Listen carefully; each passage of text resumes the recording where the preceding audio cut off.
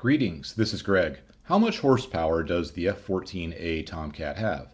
If you want the short answer, here it is. At its maximum speed at sea level, the combined propulsive horsepower of the two engines is 101,863. That's about 5 times more than all the Formula One cars on a starting grid combined. Of course, the bigger questions are, how do we know how much horsepower the engines have? Jet engines are not rated in horsepower, they are rated in thrust. Furthermore, why does horsepower matter in a jet airplane? In this video, I'll explain how we know how much power it has, and more importantly, why it matters for aircraft performance.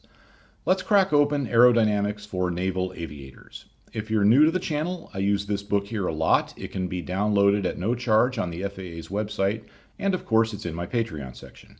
It is an important book for a number of reasons. First of all, it's probably the most thoroughly peer-reviewed book on aerodynamics ever written.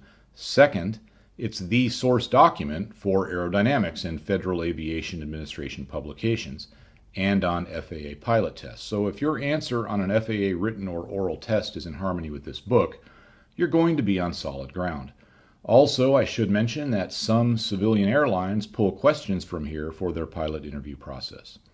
Let's flip to page 96. This section of the book deals with thrust and power. We'll zoom in on the relevant paragraph and break it down line by line. The power required for flight depends on the thrust required and the velocity. That means to solve our problem, we're going to need to know how fast the plane can go at sea level, because that's where we're checking the horsepower, and how much thrust it uses to do it. The F-14A is declassified, so I have the needed performance charts and data. Let's start with the plane's maximum level flight speed at sea level. The number I see very often for this is Mach 1.2, which is very fast down at sea level. I know for sure the F-14 can go supersonic down on the deck. There are videos on YouTube of it doing just that. And I've seen statements from F-14 pilots saying that they did it, and I believe them, but I want something official. We'll pull out a declassified U.S. Navy manual from 1977. This particular manual has a ton of aircraft specs and a very detailed performance information section, including maximum speeds, energy maneuverability diagrams, combat flight profiles, and more. We flip to the performance summary page and find the maximum speed at sea level for various configurations. Note where it says max speed at sea level. I circled it for you. Just to the right of that is the letter B as in Bravo. That denotes the use of maximum afterburner thrust, just what we want. Under these conditions, the plane tops out at 792 knots. I got a bit lazy, so I just plugged that into an online calculator and I got Mach 1.197. So that's darn close to Mach 1.2. It's worth noting that the aircraft condition has a big effect on the speed. That 792 knot number is with 4 Sparrow missiles on board, ammo for the cannon, and 9,720 pounds of fuel for a gross weight of 53,166. The number to the left of that speed is with no missiles, and it works out to exactly Mach 1.2. The number to the right is with 6 Phoenix missiles and a bit more internal fuel, and in that configuration it could still hit Mach 1.06. So could it do Mach 1.2 down on the deck, the often published speed? Yes, it can do it if it's clean, or even with 4 Sparrows but at a lighter fuel load. So I'll be using Mach 1.2 or 792 knots because it's right from an official document in a configuration the plane could actually be fighting in.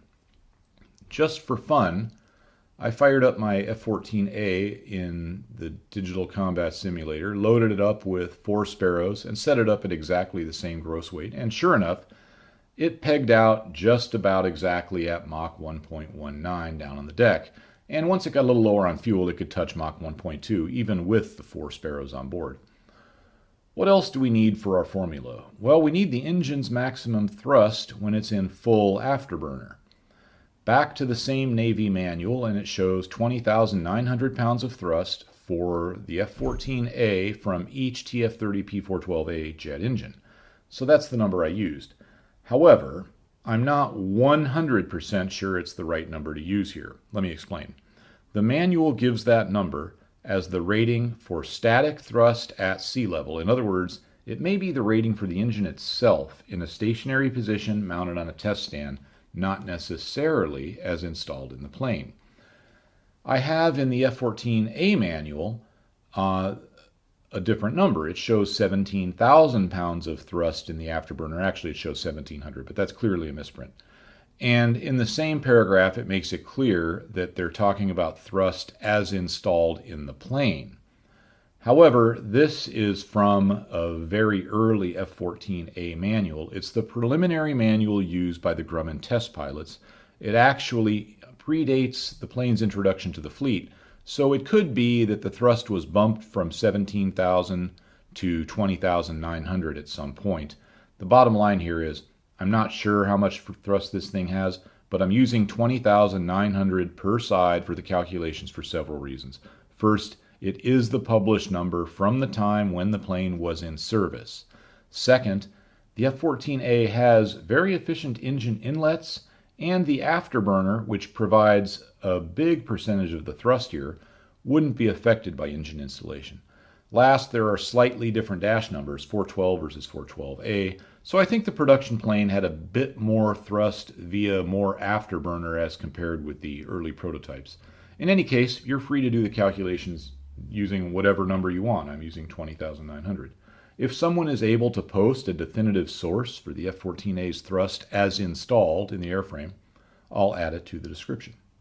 Another factor is that thrust isn't exactly constant with airspeed. However, it's pretty close as seen in this chart from Aerodynamics for Naval Aviators. Since I don't have specific data on this for the F-14A's engines, I'm ignoring it. It's a pretty small factor and shouldn't matter much. So back to our formula. We multiply 20,900 by 2 because we have two engines. Then multiply that by our speed of 792 knots. Then we divide by 325 and we get 101,863 propulsive horsepower. Now, if you're a thinking person and you start to work with this formula and put some time into thinking about it, you'll probably have a number of questions. First of all, why do we divide by 325? That's because 325 knots is the speed at which 1 pound of thrust equals 1 horsepower. If we were using another unit of measurement, it would be a different number. For example, 325 knots is 602 kilometers per hour. So if we used the airspeed in metric, we would be dividing by 602. Here's where this gets more fun. Suppose you chained your F-14 to the earth so it couldn't move, then ran the engines at full afterburner. You would have 20,900 pounds of thrust per engine, but 0 true airspeed.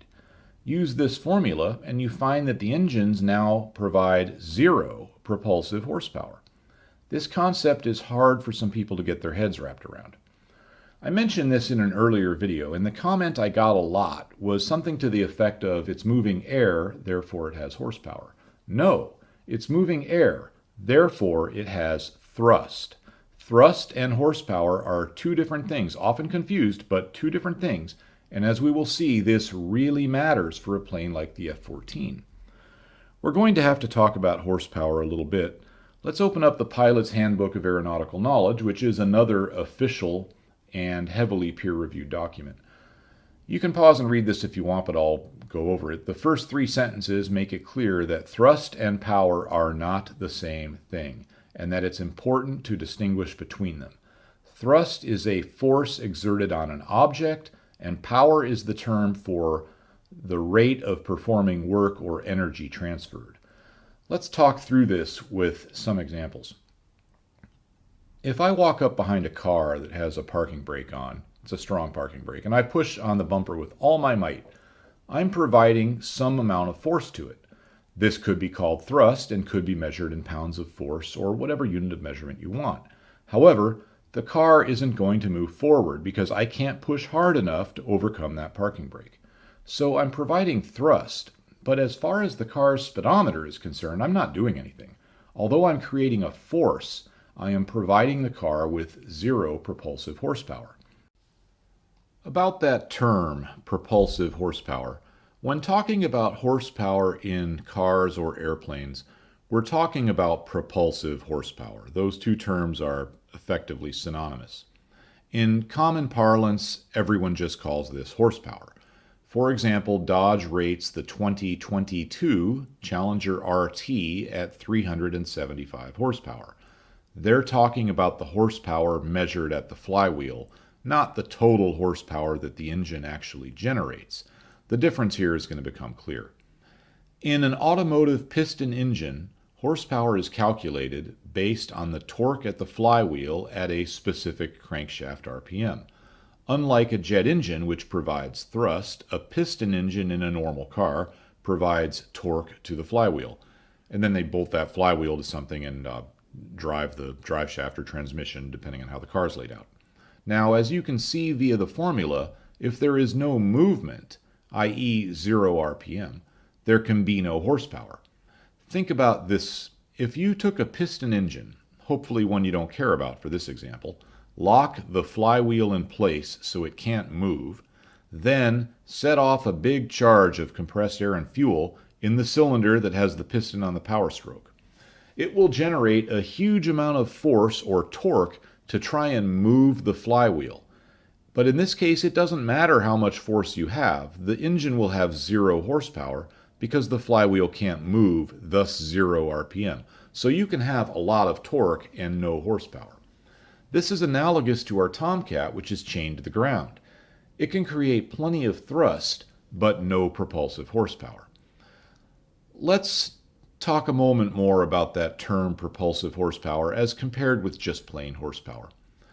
Before the engine can provide useful power at the flywheel, in other words, power you can harness to do something, it spends a lot of energy just spinning itself, and I mean a lot of energy. A typical piston engine rated at 400 horsepower will actually be generating around 800 horsepower, but half of that is used to spin the engine itself and drive the accessories, the water pump, alternator, and so on. Much of that 800 horsepower is lost as heat, usually about half of it, give or take 10%. Nobody I know rates engines in total horsepower because it's the horsepower that can be harnessed for the engine's purpose that counts, the purpose usually being to drive something. So even though the engine may be burning 800 horsepower worth of fuel at some point in the RPM level, engines are almost always rated in usable power by measuring the torque at some specific point, usually the flywheel, and then calculated for RPM. That makes sense. For purposes of propelling the car forward, it doesn't matter much if it's generating 800 horsepower if only 400 horsepower reaches the flywheel. It's that 400 that counts. And that's normally what people are talking about when they say horsepower. Remember our Dodge Challenger. That horsepower number isn't the total amount. It's the total amount available to the drivetrain, meaning the amount that reaches the flywheel. Now, the difference between total power and usable power at the flywheel is a good measurement of engine efficiency and is usually called brake-specific fuel consumption. It's different in jets, but the same principle applies. I don't want to get too far off track here, but a brake-specific fuel consumption of 0.5 would mean that 50% of the fuel's energy was used to spin the engine, and the other 50% created usable power at the flywheel. A typical piston engine is between about 0.4 and 0.6. The really good ones around 0.4. Electric motors have this issue as well. There is a difference between the amount of electrical energy that goes in and what you get out. There is no free lunch, although in this regard the electric motors are more efficient. Again, totally different topic, so let's try and get back on track. So back to our F-14A that we've chained to the ground. It's sitting there running at full afterburner, but making 0 propulsive horsepower as shown by the formula. Now, it's not exactly true to say that it's not producing any horsepower. It is. But like the piston engine we described earlier, it's all being used up to spin the motor itself and drive the accessories, generator, fuel pump, etc. There is 0 propulsive horsepower being delivered to the airplane, only thrust. It's much like when I was pushing on that bumper on that car with the parking brake on. My body might be generating horsepower to move air in and out, pump blood, and so on. In fact, the bumper might even be heating up slightly from my touching it while I'm exerting myself. But if the car isn't moving, I'm providing zero propulsive horsepower to the car. When the Tomcat is chained up, from its point of view and that of the pilots, it's providing 0 horsepower even when at full afterburner. So I hope that's clear. Now, we cut those chains, the big Tomcat starts to move. Horsepower starts to go up. The faster we go for a given amount of thrust, the more horsepower we have. This brings up another interesting fact. If we compare the Tomcat to another airplane with the same amount of thrust, but the other airplane is slower, then the Tomcat's engines will be producing more horsepower. The Tomcat is a fast airplane, thus it has quite a bit of horsepower for its amount of thrust. This is a bit hard to comprehend. To think of it in terms of a piston engine, I guess, think of it this way. The 2021 Dodge Challenger RT produces, also like the earlier one, 307, or the earlier one we mentioned, 375 flywheel horsepower at 5150 RPM. If we could increase RPM beyond that without a decrease in torque, which would be difficult to do, but if we could do it, then horsepower would go up. That's usually difficult with piston engines due to valve timing and breathing issues. But with a jet engine, it's not. At a given amount of thrust, as the jet aircraft speeds up, it makes more horsepower. At this point, you should understand why the Tomcat or any jet aircraft has 0 propulsive horsepower when stationary. It's not that it isn't producing a force. It's that the plane has to be moving for propulsive horsepower to exist, and that's true by definition. So here's a fun thing to think about. Suppose we put a windmill behind our Tomcat and use the engine to spin the windmill. Would those engines then be producing propulsive horsepower? The answer, oddly, is yes. It's odd because we didn't touch the engines, we didn't touch the airplane, yet now they produce propulsive horsepower. Of course, it's going to be measured at the flywheel of the windmill or whatever windmill is used for an output point, but it doesn't do the Tomcat any good. Its power will be measured in terms of work done by the windmill, grinding grain, pounding corn, whatever they do. I bring this up because this is actually how some turboprop engines work. This design, this particular type, is often called a free turbine type. This example is the Pratt & Whitney PT6. Think of it as a jet engine that's in backwards. In this picture, the front of the airplane is to the left.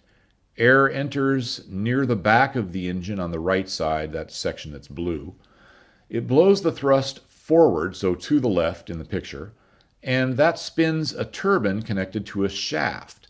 That shaft, via a lot of gear reduction, spins a propeller. Power is measured in shaft horsepower.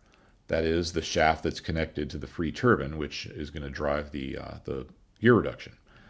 These setups are easily recognizable on aircraft because the turbine engine exhaust is very far forward on the cowling. Because, like I said, the engine is effectively in there backwards compared to all the other turbine engines out there. Now, there are turboprops with the engine installed in a more normal orientation, sucking in at the front, blowing out at the back, like the Garrett TPE 331. These drive the prop via purely mechanical means. I've flown both types. They both have their advantages. I guess I have my preferences, but I could make an argument for either one. The advantage of a turboprop over a jet is that we have a turbine engine, so we have turbine engine power and reliability, but it can produce a lot of propulsive horsepower with the aircraft standing still or moving slowly. In fact, it will provide much more than an equivalent jet engine when at low speeds. Of course, its power is going to suffer at high speeds because of the way, its thrust is going to suffer at high speeds because of the way the equation works when you flip it around for propellers. But turboprops are very effective at lower speeds, especially below 325 knots. So they're often used in planes that operate in these lower speed ranges. This is a big benefit to airplanes that operate primarily in certain conditions. For example, a plane that routinely does a 200-mile flight won't save much time by going 450 knots versus 325. Especially because the entire portion of the flight below 10,000 feet, which is going to be a lot of the flight, is going to be limited by regulation to 250 knots anyway. So the en route portion where the jet will have a speed advantage is just too small to be of much significance, and very often the turboprop will actually beat the jet because it can take more shortcuts in the U.S. airspace system and keep that 250 knots up until very close to the airport. I can tell you from personal experience that a Metroliner can beat a 737 from Reno, Nevada to Oakland, California easily. This one is landing in Las Vegas, Nevada. I'm going to guess it came from somewhere in Southern California. These planes were built by Fairchild after they acquired Republic Aviation. Republic, of course, being the company that built the P-47 during World War II. The Fairchild Metroliner actually has some similarity to the Thunderbolt in the sense that they're both fast and rugged, and they also both use up a lot of runway for takeoff or landing. The Metroliners also have cockpits that have the poor ergonomics of a World War II fighter plane, but the upside of the Metro is they're fast, rugged, and have a very surprising fuel efficiency. I do like them.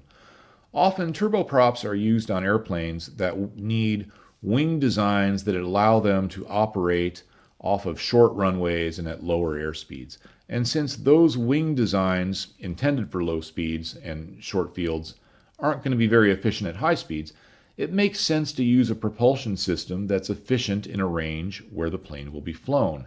Hence, turboprop engines are far from dead, and they're commonly seen at airports all around the world. We sort of went off on a turboprop tangent there. Let's get back on track. So, why do we care how much horsepower an F-14 has, or any other jet or jet fighter for that matter? Again, they're all rated in thrust, usually pounds of thrust. Well, we care because it has a huge effect on the airplane's climb performance. Not just the rate of climb, but the optimal climbing speed and the speeds at which the airplane can climb. Note that it doesn't have an effect on the maximum angle of climb. That's determined primarily by the thrust to weight ratio and aircraft drag. So back to aerodynamics for naval aviators. It's clear that the rate of climb is determined by the difference between power available, aka propulsive horsepower, and power required. It's also true that rate of climb is an important factor in aircraft performance, especially for a fighter, probably even more so in the F-14 Tomcat, as many of its mission profiles, such as deck-launched intercepts shown here, require a rapid rate of climb up to a high altitude. This allows the Tomcat's powerful radar to look down at targets and launch its radar-guided, rocket-powered missiles in the thin air up high, giving them increased speed and range. I should take a moment that I have put these F-14 manuals into the Patreon section, and there is a link in the video description. These include 3 pilot manuals, one for the A model, one for the B model, and one for the D model, as well as the performance data, mission profiles, and more. I put the B model at the lowest level tier because I think that's what most people are flying in simulation. The others are in the 2 higher tiers. Back to climb performance. Here we have the chart from Aerodynamics for Naval Aviators that explains how all this works, and it's not too complex. I'm going to walk through it. The top portion of the chart deals with angle of climb, and the bottom portion with rate of climb, 2 different things. I'm going to cover both as they're related. These are not charts for a specific plane, but are just intended to explain the principles involved, which is what's important here. On the upper chart, the horizontal axis is for aircraft speed, the vertical is thrust. Notice the dashed line. This represents thrust available. T-jet just means turbojet, aka jet. The line isn't perfectly straight because jet thrust varies a bit with speed. We saw this earlier in this video in another chart from the same book, but jet thrust doesn't vary a whole lot with speed, it just varies some. Next, we have the line for thrust and drag. Remember, thrust and drag will be equal in steady state level flight. If you have 10,000 pounds of drag, you must have 10,000 pounds of thrust under these conditions. By the way, the chart here is showing total drag. It's not just parasite drag or induced drag, it's total drag. The point at which the drag line intercepts the dashed line is the plane's maximum level flight speed. At the other end of that line, we have a speed at which the wing stalls, so that's effectively our minimum speed. Next up, we have thrust available prop aircraft. Now, this could be either a turboprop or a piston-powered airplane, doesn't matter. The propeller airplane loses thrust as speed increases. Remember our formula for converting thrust to horsepower? Well, here it is switched around to convert horsepower to thrust. We do that by multiplying our horsepower by 325 and dividing it by our speed in knots. That gives us our propeller's thrust, assuming a very efficient prop. Now, when we do that, we find that the thrust of a prop-driven airplane will decrease with speed and decrease a lot. Notice the dashed line for power isn't straight, yet with a given amount of horsepower, the math formula suggests that it should be. But there's an easy explanation for that. Notice the line for horsepower. It is straight. BHP, that's brake horsepower, and that just means horsepower measured at the flywheel. So the engine's horsepower is not varying here. Again, that line is straight, yet propulsive horsepower varies quite a bit. That is due to the propeller's variations in efficiency with speed. Back to our other chart. Now you should understand why the thrust available from the propeller-driven aircraft drops so much with speed. The point at which the thrust available line crosses the thrust required drag line represents the aircraft's top speed. This shows why propeller airplanes are limited in speed relative to jets. The thrust from the prop is going down as drag is going up. Of course, the jet airplane has drag going up too, but at least the thrust is staying nearly constant.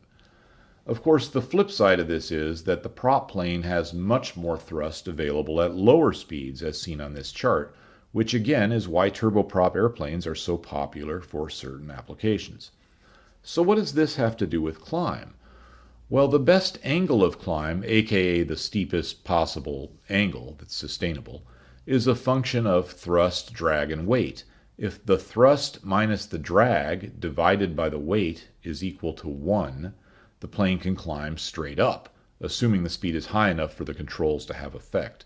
Otherwise, it's going to be like trying to balance a pencil on its tip. I hear a lot of people say that if the plane has 1-to-1 thrust, it can climb straight up.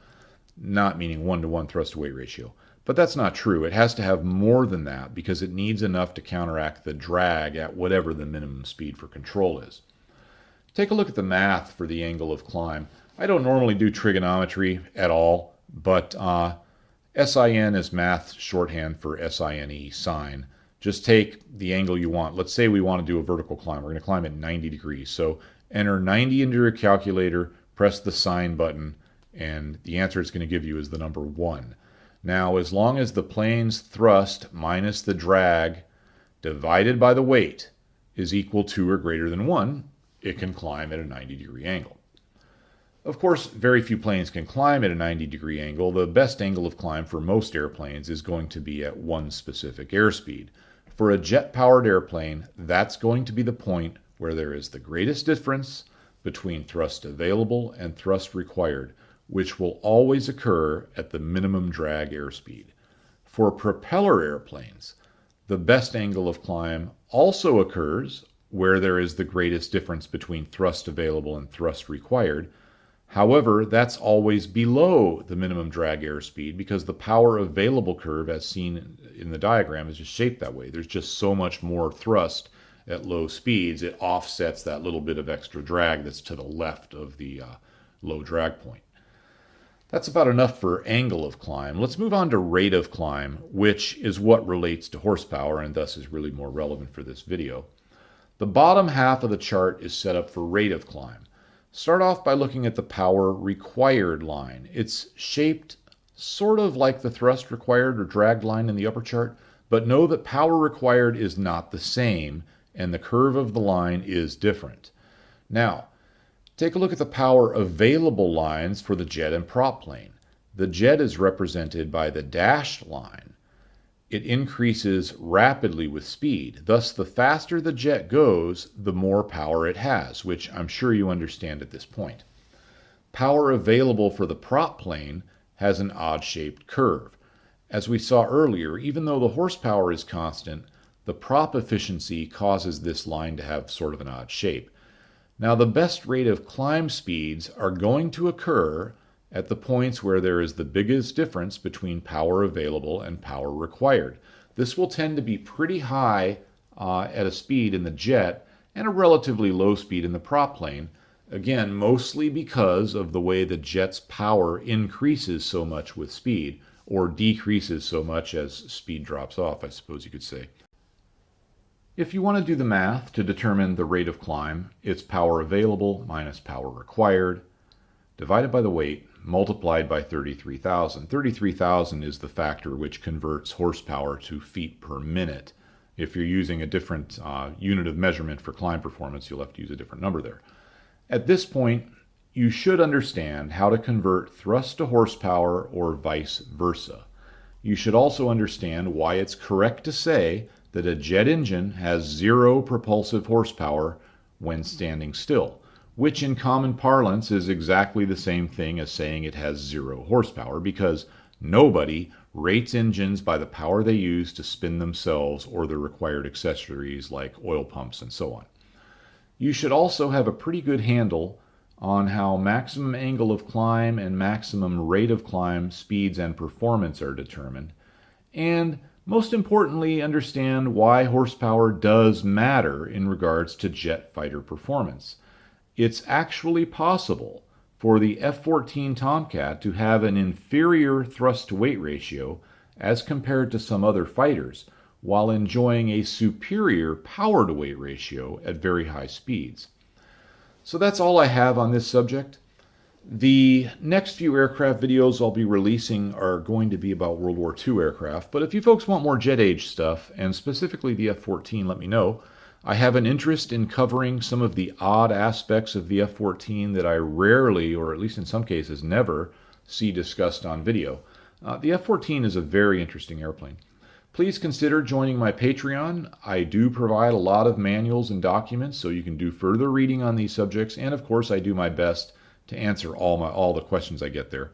Patreon members are really the ones supporting this channel. I want to say I've never accepted any sponsorships here. It's not because I wouldn't do that, because if the right product and the right deal came along and it would fit into my videos somewhat seamlessly, I would do it. And I get offers sometimes, but they're usually not related to my subject matter. For example, I don't want to talk for 2 minutes about audiobook subscriptions or VPNs.